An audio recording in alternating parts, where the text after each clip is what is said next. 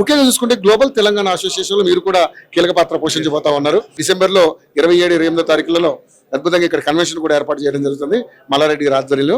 ఏంటి సార్ అంటే ఆ ట్రస్ట్ దాని నుంచి కూడా మీకు ఎవరైనా పేషెంట్లు వస్తే ఎలా ట్రీట్ చేయబోతున్నారు? ఈ గ్లోబల్ తెలంగాణ అసోసియేషన్ మల్లారెడ్డి గారు చేయడం అనేది చాలా గొప్ప విషయం. ఎందుకంటే ఒక ప్లాట్ఫామ్ మీద ఇంత స్కిల్డ్ పర్సన్స్ ను అందరిని ఒక ప్లాట్ఫామ్ తీసుకోవడం చాలా గొప్ప విషయం.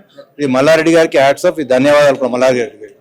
ఎందుకంటే ఇంతమందిని గ్రూప్ ఇప్పుడు చాలా మంది అంటే ఇట్లా మంజురావు గారు కానీ నవీన్ కానీ ఇలా ఎంతమంది అయితే సోషల్ యాక్టివిటీస్ ఉన్నారు అంటే నాకు చూసినప్పటి నుంచి అందరిని ఎంకరేజ్ చేసే టీం ఉన్నారు. వీళ్ళందరినీ ఒక ప్లాట్ఫామ్ తీసుకొచ్చి ఒక సోషల్ యాక్టివిటీ చేద్దామనే కాన్సెప్ట్ మల్లారెడ్డి గారు తీసుకోవడం అనేది చాలా అభినందన విషయం. మన గ్లోబల్ తెలంగాణ అసోసియేషన్ నుంచి కూడా ఎవరైనా రికమెండ్ చేస్తే తప్పకుండా ఇక్కడ ఉచితంగా చేస్తాం. నిజంగా పూర్ణ ఉచితంగా చేస్తాం. క్యాంప్స్ కూడా ఈ హాస్పిటల్ ఎప్పుడు రెడీ ఉంటుంది.